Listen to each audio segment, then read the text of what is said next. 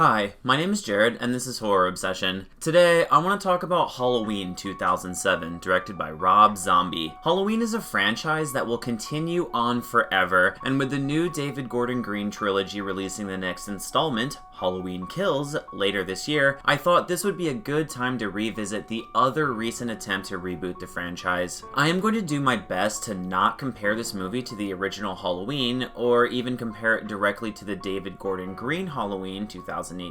If you want to know my thoughts on that movie, check out my video. The link is probably at the top of your screen, unless I slammed a bottle of wine and forgot. Alright, so Halloween 2007, possibly the most divisive entry into the franchise. Some people enjoyed the gritty, more realistic, physically imposing depiction of Michael Myers, while others despise the abrasive characters and cinematography. Before I delve into spoilers, I will say that this movie is not horrible and does have some redeeming qualities. If you like slasher films or are hopelessly obsessed with horror movies like me, you will probably find some entertainment with this movie. If you are just a casual fan of horror movies, you can absolutely skip Halloween 2007. It is by no means a must-watch. Alright, so with that out of the way, let's go through a quick summary of the movie so everyone is on the same page. The movie starts out with a young Michael, who is supposed to be like 8 or 9. I don't know. He lives with his father, a drunk, abusive, incestuous, completely irredeemable piece of shit who talks about his daughter like this. Man, that bitch got herself a nice little dumper.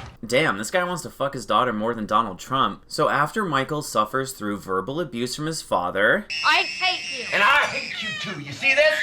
As soon as this heals, I'm gonna break it again on your fucking face! Enough, alright? And we see the audience suffer through Rob's nauseating handheld camera work, Michael goes to school where he is bullied in the bathroom by some older kids. I don't know why movies are obsessed with kids being bullied. It seems like every horror movie with children of any age has them being bullied. Alright, well, anyway, Michael's mom gets called into the principal's office where she discovers Michael killed a cat and stuffed it into his backpack. Michael overhears the conversation and goes outside where he ambushes the bully from earlier and beats him to death with a tree branch. Michael then goes back home where his sister is having sex with her boyfriend, who has long, dark hair, is skinny, and kind of an asshole like all of the male characters in this movie. Someone needs to tell Rob Zombie he doesn't have to make every male character in his movie look exactly like him. The whole point of creative writing is you are supposed to imagine new characters, different from yourself. So next, Michael goes to the kitchen and gets his iconic butcher knife, then duct tapes his dad to a chair and slits his throat. The boyfriend comes downstairs where Michael beats him to death with an aluminum bat, and then goes upstairs and is creepily sexual with his sister before stabbing her to death. He then grabs the baby, and his mom discovers him outside in an interesting recreation of the iconic opening scene of the original Halloween. Next, Rob spends like 40 minutes of the movie with Michael at an insane asylum with his mom and Dr. Loomis trying to help him be less of a psychotic sociopath to no avail. This culminates with Michael horrifically murdering a nurse with a fork, which causes his mom to realize he is beyond saving, and so she shoots herself while watching old family videos in a relatively heartbreaking scene. The movie fast forwards 15 years, and Michael is now a huge, like 6'7" beast of a man who is obsessed with masks and hasn't spoken since his mom died. He kills some security guards who decide to rape an inmate in his room because Rob Zombie doesn't know how to move the plot forward without sexual violence. So Michael escapes, and Loomis deduces he is going back to Haddonfield. Rob has Michael kill a truck driver in a dirty bathroom, which is like kind of a cool scene because it shows off Michael's incredible, almost supernatural strength, but also is pretty much entirely irrelevant to the plot, exacerbating the already severe pacing issues. We finally get introduced to the main survivor girl in the film, Lori, about 55 minutes into the movie. The very first thing we hear from her is making a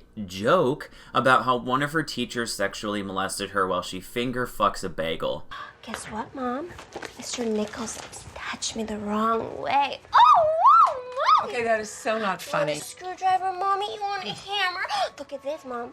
Lori! In a scene which, presumably, is supposed to endear us to Lori, but really instantly makes you lose any connection with her as a character. The rest of the movie is pretty much the same as you would expect. Lori goes to babysit Tommy while her two hot cheerleader friends devise various schemes to get alone with their boyfriends to have sex. Exactly like the original. Laurie babysits Tommy and another young girl. Michael brutally kills a bunch of people with his iconic butcher knife, and Loomis shows up near the end to shoot Michael a bunch of times, except this time it is in a swimming pool instead of the suburban house. This turns out to be a false ending, and Michael kidnaps Laurie and holds her hostage in some underground lair thing. He is being friendly to her and wants to reconnect with his long-lost baby sister, but she stabs him in the neck, which turns him completely evil. The movie ends with Laurie shooting him point-blank range in the head with a magnum, causing an arterial spray of blood to hit Laurie in the face, and credits.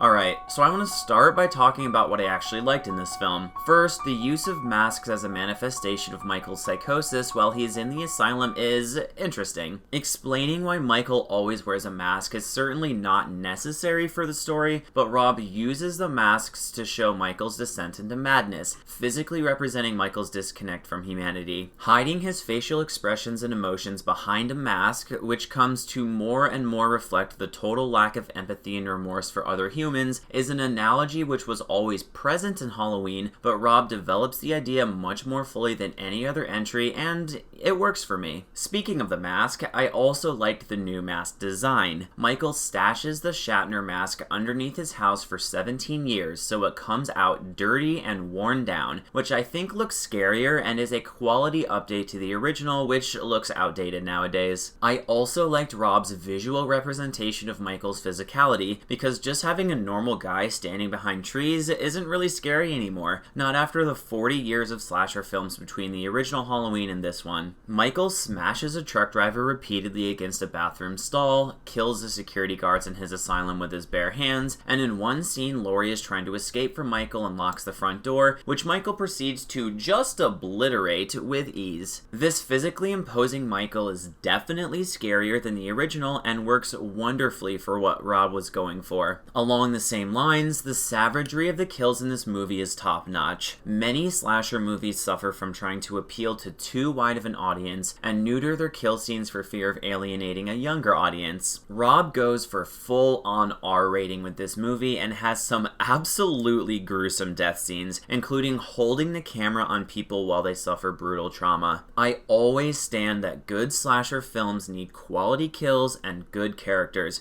and Rob gets at least one of them right. This is only tangentially related to the kills, but the scene of Michael playing with the hanging dead body of one of his victims by knocking him back and forth, like a cat playing with a feather toy, is fantastic. It solidifies Michael as being some kind of subhuman monster, completely disconnected from humanity, and I think it works great. Now that the strengths of the movie are out of the way, let's talk about what goes wrong, which is honestly pretty much everything else. Number 1. Close-up shaky cam. On a technical level, the movie makes some major mistakes which undermine the entire film to an almost unwatchable level. Rob has a bizarre proclivity to use handheld shaky cam shots for literally everything, and I understand he is going for a realistic, almost documentary style, visual style, especially for the young Michael scenes, but the actual result is a dizzying, annoying, distracting, and frankly poorly shot aesthetic that ruins the movie. He doubles down on this terrible mistake by coupling the handheld shaky cam with close-ups and extreme close-ups of his characters, presumably to make a claustrophobic atmosphere, but it comes off as just lazy filmmaking. There are guinea pigs, but there's also guinea bees, guinea rats. I've even seen some guinea spiders out there. Randy, will you stop doing that? Look, I think we need to find a way out under the city. In the sewers? Can't be safe down there. Rob, stop using close-ups to shoot your scenes. Seriously, Rob, stop it. Rob, I'm serious. Just stop. You're ruining the movie. Rob, why are you doing this? Just stabilize the camera and zoom out so we can see what the fuck is going on. Rob, this isn't making the movie scarier. It's just making it unwatchable garbage. For the love of God, Rob, just stop. This is so stupid. Number 2, lack of creativity and changes. I will give Rob credit for changing aspects of this movie and not doing a shot-for-shot remake like Disney is doing with all of their animated classics. The problem is his changes were all extremely predictable and one note. For example, he changes the iconic Shatner mask from a clean, newly bought mask to a dirty, disgusting, worn-out mask. A change, like I talked about earlier, I actually like. But he also changes the setting of the iconic wall stab scene from the original from a clean suburban house to a dirty, disgusting, dilapidated hallway. He changes Michael's childhood home from a clean suburban house to a dirty, disgusting, dilapidated house. He changes the confrontation between Michael and Laurie from a clean suburban house to a dirty, disgusting, dilapidated pool. He changes the climax of the film from, you guessed it, a clean suburban house to a dirty, disgusting, dilapidated house. And last but not least, he changes the fun, relatable, likable cast to annoying, bratty, eye-roll-inducing, one-dimensional disasters of characters, which leads me to my next point. Number 3. The characters are not funny. Like I mentioned earlier, in a slasher you need likable characters and good kills. Rob does a good job with showing brutal, harrowing kill scenes, but completely fumbles the characters. Whenever he is writing a character to be humorous, he has them make mocking, sarcastic remarks. Hey, freak! Hey, freak, you want some of the young stuff? You like that? Well, come and get it! Hey! Hey, that is so not funny. Oh no, Tommy. Don't even joke about it. I'm serious. Oh no, it's pulling me.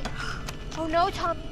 Pulling me in. Hey, that is so not funny. So what makes a character likable at all? Well, the audience wants to be able to identify with them. They should make choices and decisions which resonate with the audience, causing them to be able to view themselves in the character's shoes, or maybe even wish they were friends with that character. Having your main protagonist, I'm the protagonist, be introduced by mocking her mother while making sarcastic jokes about rape is probably one of the worst possible ways to introduce a character. Hey, that is so not funny. Rob also handicaps himself in this area by spending nearly an hour of screen time developing Michael into a serial killer, leaving himself basically 2 scenes to make the audience empathize with Laurie, and he goes with sarcastic rape jokes. Guess what, Mom? Mr. Nichols touched me the wrong way.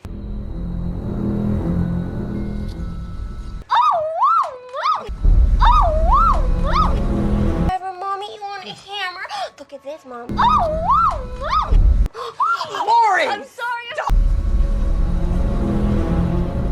The most sympathetic characters in this are probably Annie and Dr. Loomis, and it is not a coincidence that these are also the characters who have no terrible sarcastic jokes. Number 4.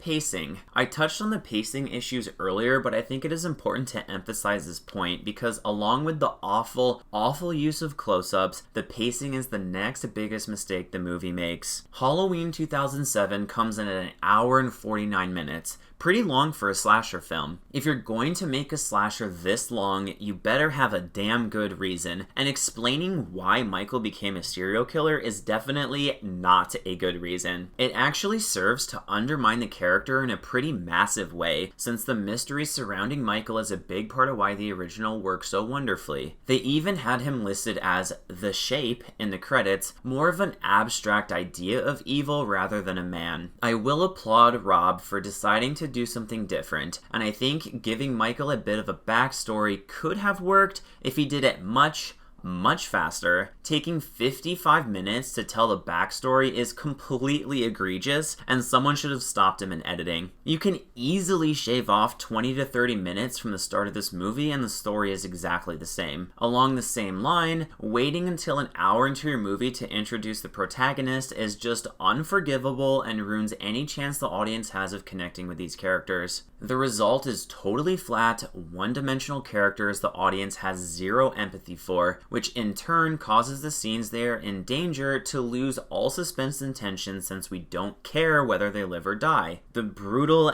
devastatingly gory kill scenes could have been horrifying if we cared about the characters getting butchered, but instead we spent half the movie explaining the motivations and backstory of one of the most iconic and well-known characters in cinema history. Overall, Halloween 2007 Villain is a movie which succeeds at one of the two core elements of a quality slasher, but also manages to find new and creative ways to ruin a movie. Having quality brutal kills is often enough to salvage an otherwise forgettable slasher, but the characters being so atrocious really hurts the suspense and tension of the kills, so it ends up being kind of a wash. What's left is the actual construction and presentation of the movie itself, and Rob fucks this up big time with those goddamn incessant close-ups. With a little script revision to make the characters even somewhat likable, editing out the extremely long and boring backstory section, maybe even cross-cutting from Michael's escape to Laurie so she is introduced earlier on, and having a competent cinematographer and director to frame the scenes and shots so the audience can actually see what's going on, could have made this movie into a classic. Unfortunately, we got none of those things, and the end result is an annoying, abrasive movie filled to the brim with cringy characters that are, well... Okay, that is so not funny.